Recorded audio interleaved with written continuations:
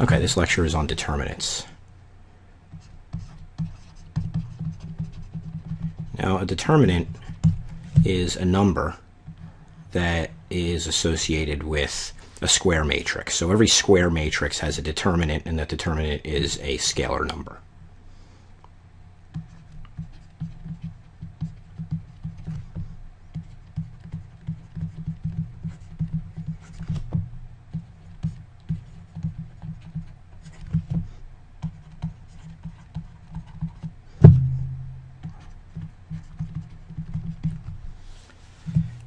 We'll write the determinant. There's a couple ways that we can write it. We can write it like that, or like that. So for example,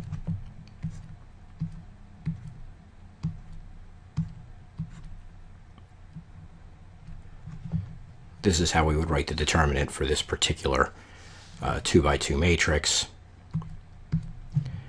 And this determinant turns out to equal -3. And we'll show how that goes later. Now, if the determinant is non-zero, then the matrix is invertible. So one use of the determinant is to test for whether the matrix is singular or not.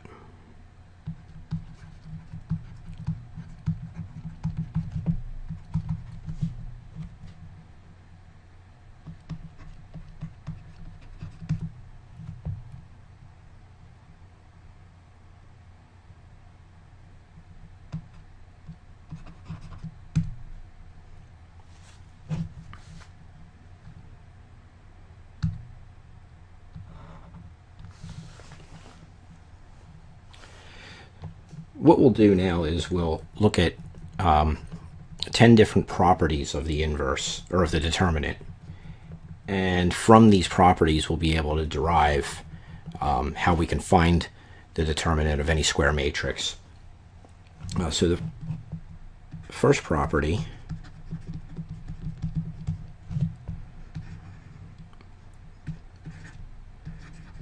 the determinant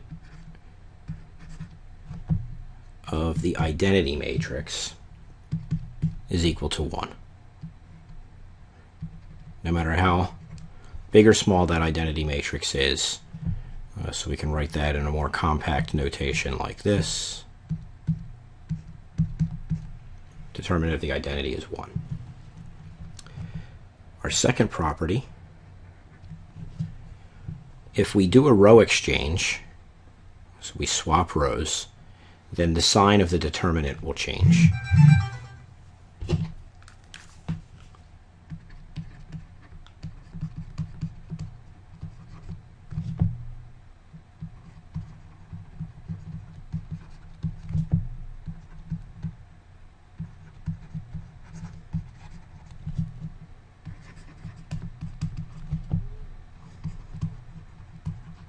So if we look back at our first example, if we were to swap these two rows in this matrix, the determinant of that matrix would be +3 because we did the row exchange.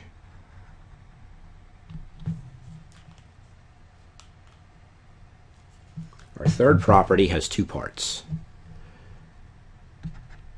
3a deals with multiplication in a row.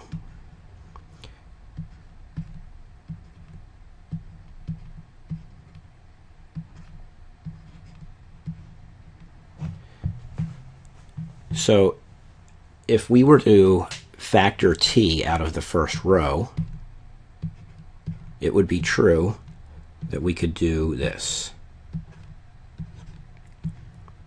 What this means is that the determinant is linear in a single row. However, if we had, for example, this matrix, and we wanted to factor t out of both rows, we'd have to do it one at a time. So we factor it out of the first row, we get what we have over here. We factor it out of the second row. We get another t. So we would get t squared times the determinant of what remains in the matrix. So that's a linearity property that has to do with scalar multiplication. And 3b is a linearity property that has to do with addition. So if we had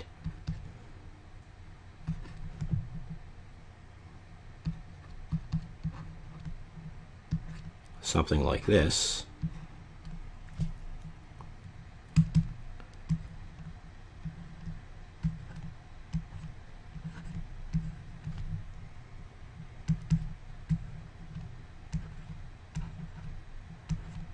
again, we see the linearity hold in a single row.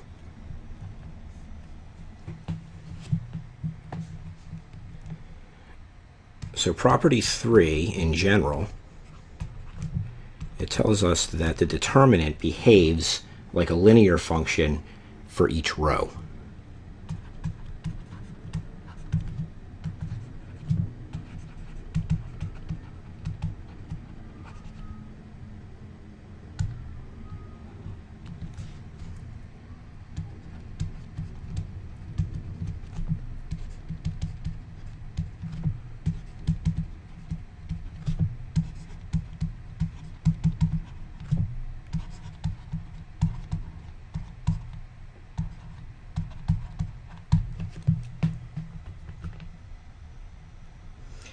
And because it's a linear function only in an individual row, right, one row at a time, we should note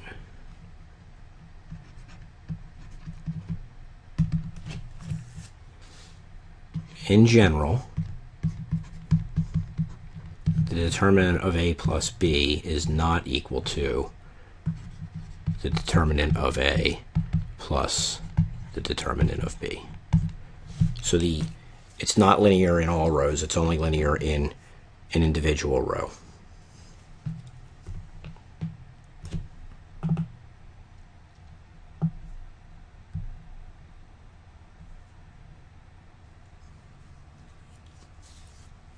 Property 4.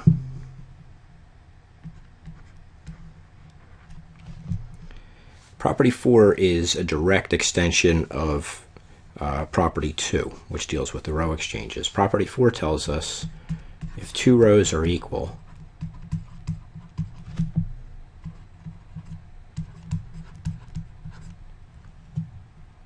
then the determinant is 0.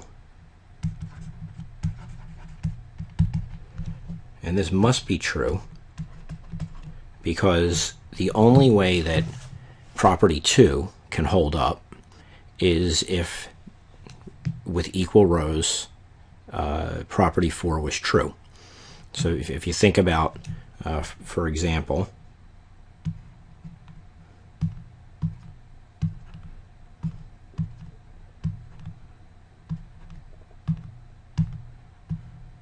if I had this matrix and I took its determinant,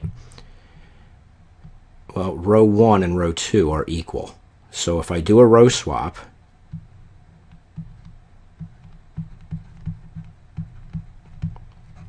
I get the same matrix back. So the determinant can't change if I do a row swap.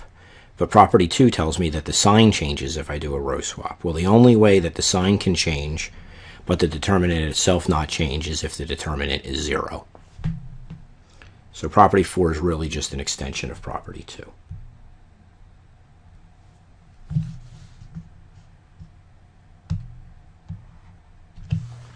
Property 5.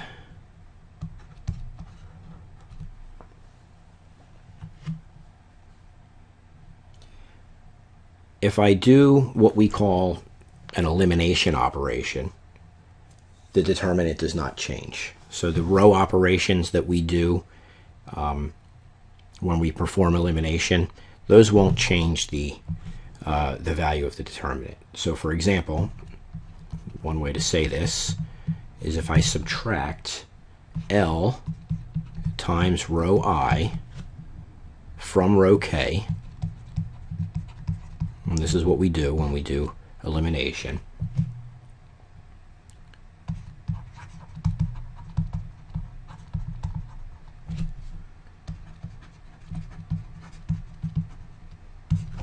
The determinant does not change.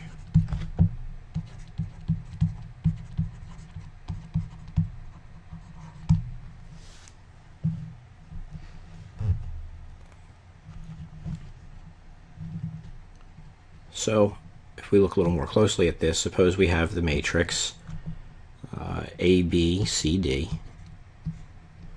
and I'm going to do an operation here where I'm going to subtract L times row 1 from row 2. Then I would get the following. My first row doesn't change. Here I have C minus LA and D minus LB. Okay, that's the net outcome of my row operation. And this is equal to AB, CD minus L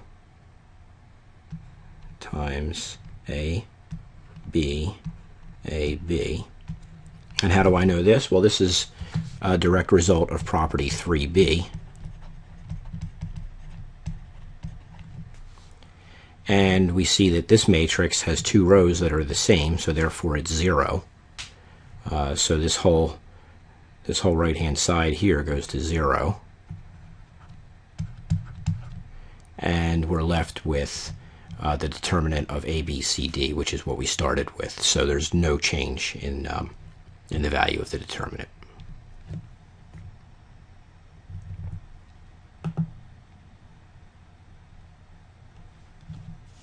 Property 6.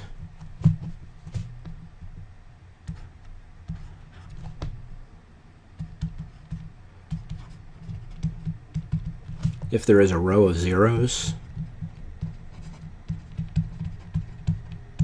then the determinant is 0.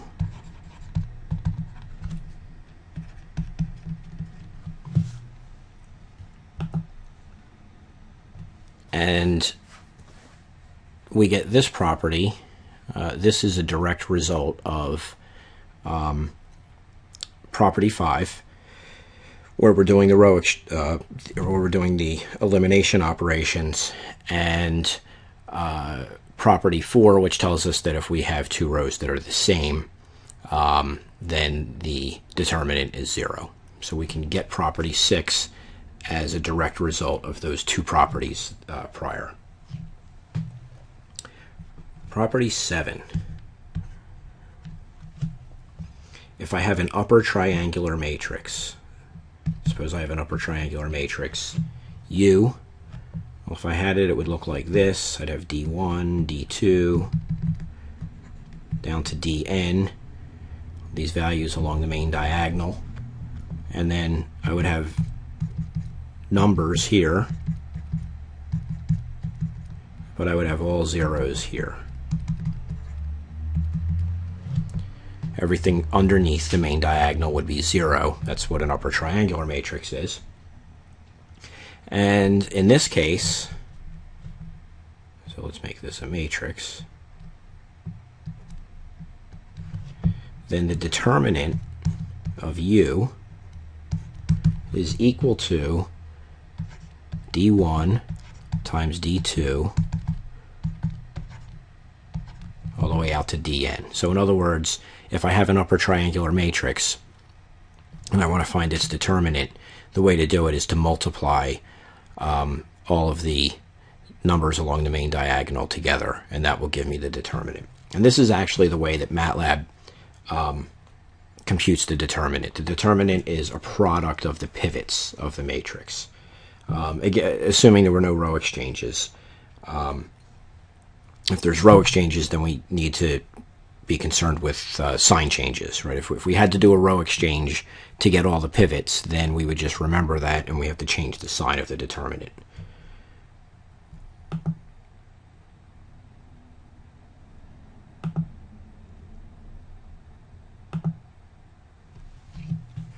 property 8.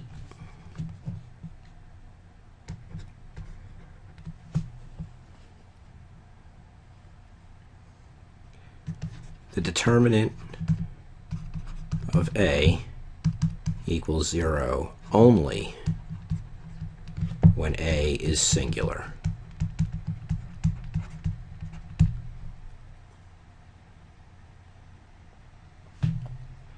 If we look at a 2 by 2,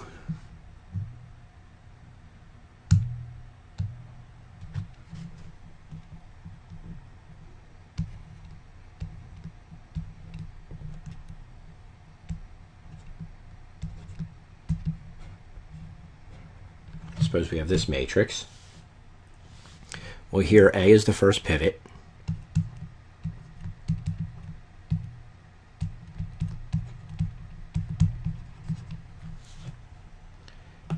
And the new row 2, if we do elimination, we want to find all the pivots.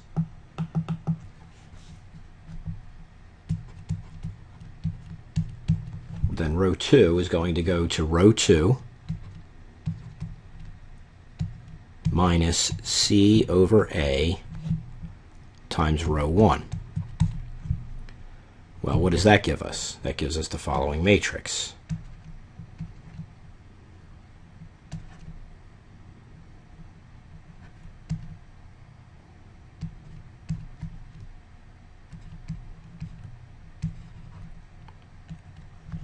Okay, the first row doesn't change, A and B. I'm going to have a 0 below the A as a result of my elimination, and this will go to D minus the quantity C over A times B. Okay, that's what happens when we just do an elimination step. So, the determinant of A, B, C, D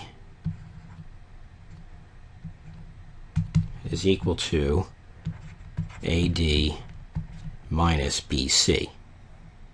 And how do I get that? Well, it's a product of the diagonal. So the first thing I have on the diagonal is A, and I'm going to multiply A by D minus C over A times B, and this gives me AD minus CB. So now I have a formula for the 2 by 2 determinant.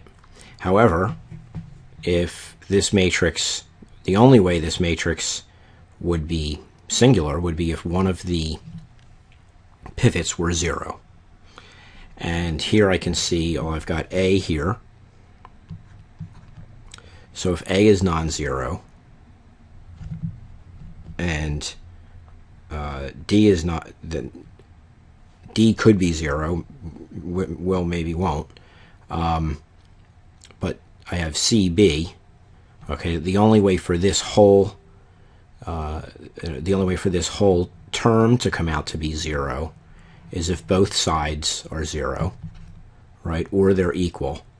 And the only way that that would happen would be if I had a 0 in one of the pivot positions, which would mean that the matrix would be singular. Okay, so we're not proving this in general, we're just showing that it's true for the 2 by 2. Property 9, the determinant of AB is equal to the determinant of A times the determinant of B.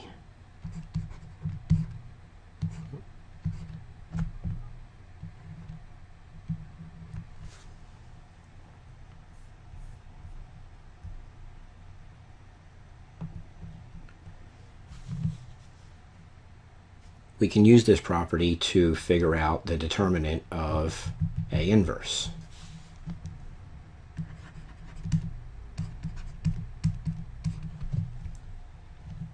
We know that A inverse A is equal to the identity. So we could say the determinant of the identity must be equal to the determinant of A inverse A And we know that the determinant of the identity by property 1 is equal to 1. So therefore, we have, make some space here,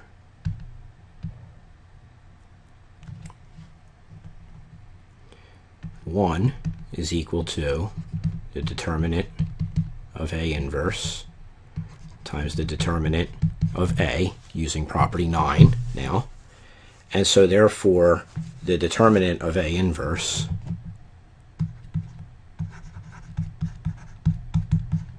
must be equal to 1 over the determinant of A.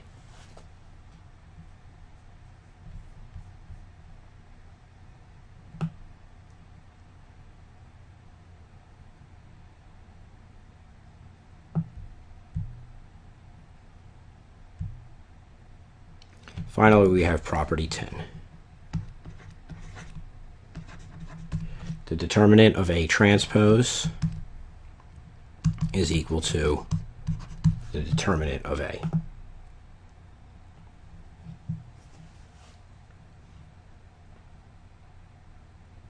We can prove this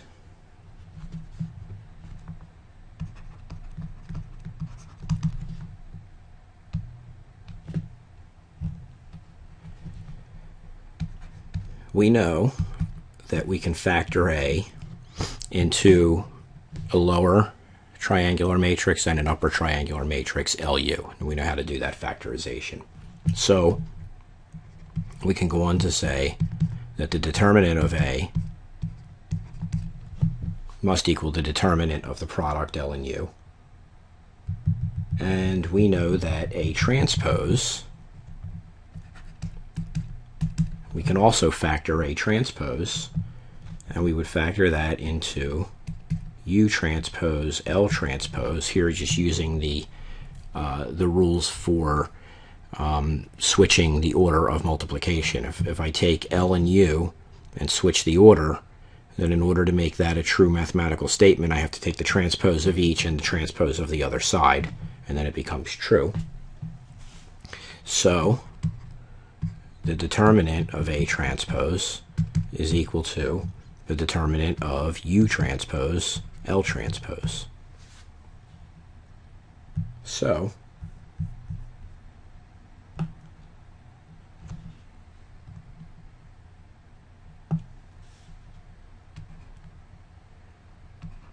what I have to do at this point is prove that the following is correct.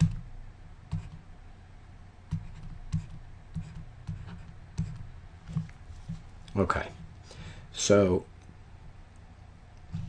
the determinant of L is equal to 1, and this is true because L will have all 1s on the main diagonal, and the determinant is equal to the product on the main diagonal.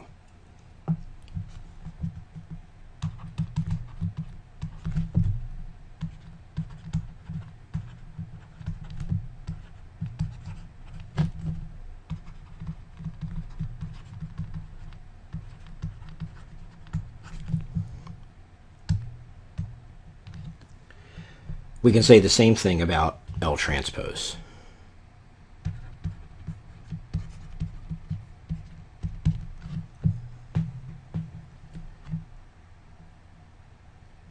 Now, U and U transpose, they're also triangular, so they have a determinant that's equal to the product of the elements of the main diagonal.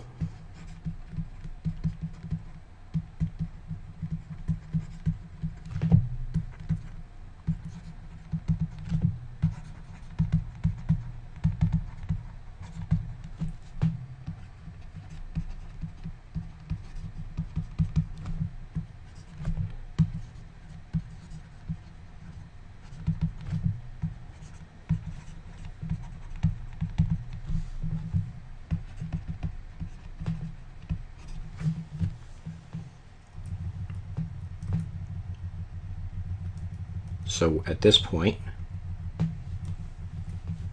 we know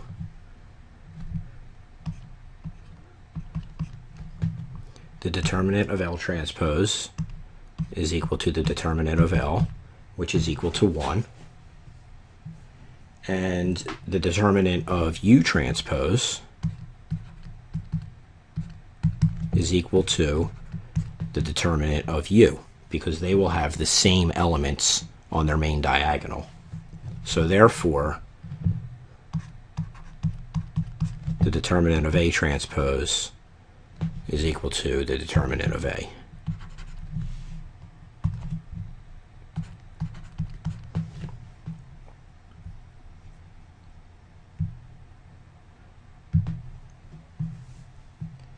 Okay, so at this point, we have the 10 properties of determinants, and we've seen the formula for finding the 2 by 2.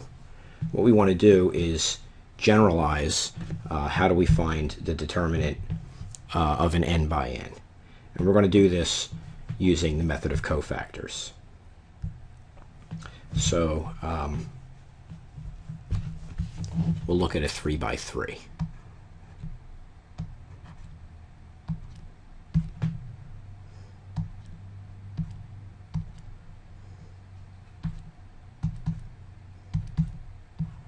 Suppose we want to find the determinant of this matrix.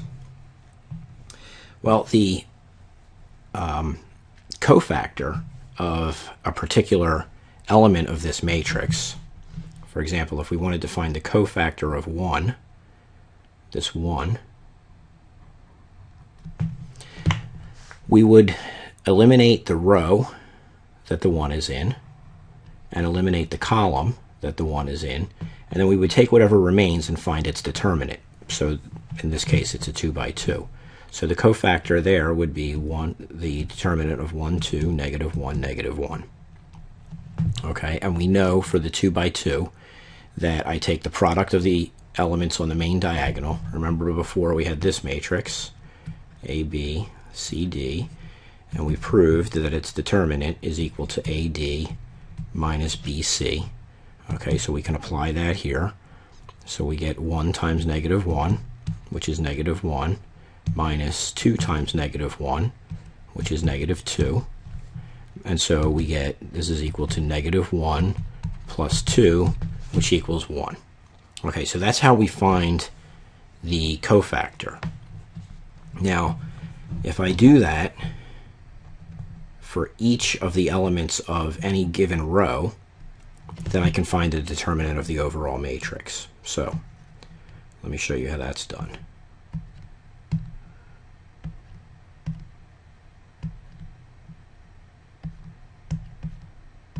Here's my matrix again. And the way that I'm going to find the determinant of this matrix, I'm going to use the first row. I could use the second row or the third row, but I'm going to use the first. So I have 1, this element, times the cofactor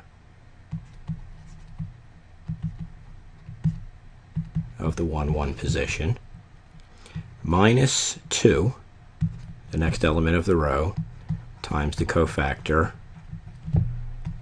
of the 1, 2 position, plus 1 times the cofactor of the 1, 3 position.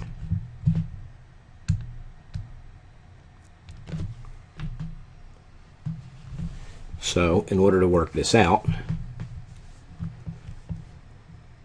well, let's note one thing first. This first term I took as positive. This second term, we're subtracting it, I took it as negative, and the third term we took as positive. The pattern here is that here I'm using the 1, 1 position, and if I sum those I get 2, which is an even number, so it stays positive. Here I'm using the 1, 2 position. If I sum those I get 3. 3 is odd, so I get negative. Here I'm using the 1, 3 position. 3 and 1 is 4. Even, again, I use a positive. So that's how you figure out whether you add or subtract that particular term. Notice that if I had used row 2, I would get the opposite. I would have I would subtract the term associated with this position, add the term associated with this position, and subtract the term associated with that position. So you have to be very careful with what row you choose, and make sure that you're adding and subtracting appropriately. So at any rate, let's go through the whole calculation. So I'll rewrite the matrix again.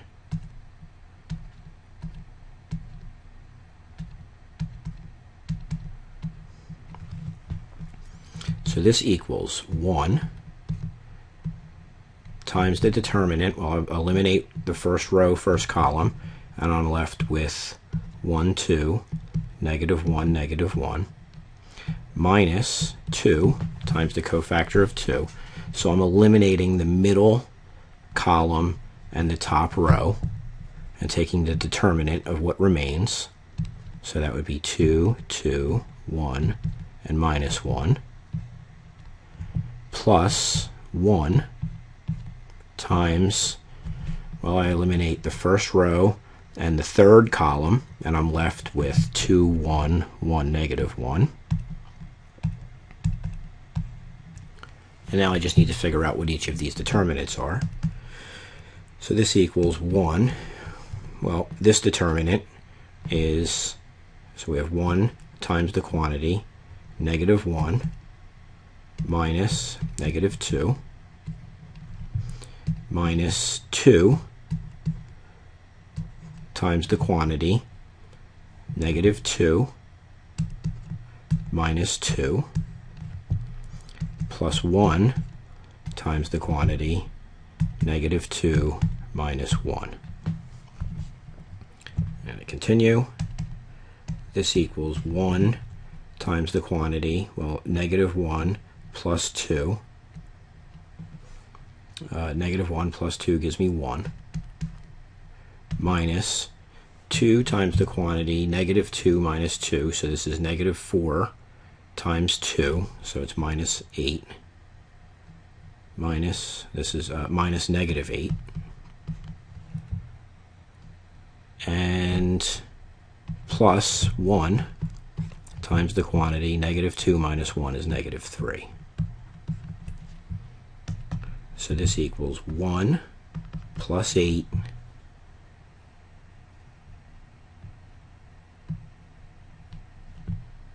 and this is 1 minus, what did I have there? That was 1 times negative 3, so it's minus 3. So this gives me 6. Okay, so that's the method that we use for finding determinant. Well, we want to know that method. We want to know the cofactor method because that's the method that we'll use when we're solving the eigenvalue problem. And we'll see why once we get to the eigenvalue problem. But in general, if we just wanted to find the determinant of, say, a 3 by 3, it would be much easier to just do elimination than it would be to use the method of cofactors. We did elimination and multiply all of the elements along the main diagonal. That turns out to be easier in general than finding the determinant using the method of cofactors. Okay, so to sum up, we've got this operation called the determinant. The determinant associates a scalar number with every square matrix. If that number is 0, then the matrix is singular. And if it's not 0, then the matrix is not singular and has an inverse. And we've defined 10 properties of the determinant. And from those 10 properties, we can derive general formulas for how to compute the determinant for an n by n matrix. We showed that with a 2 by 2 and with a 3 by 3.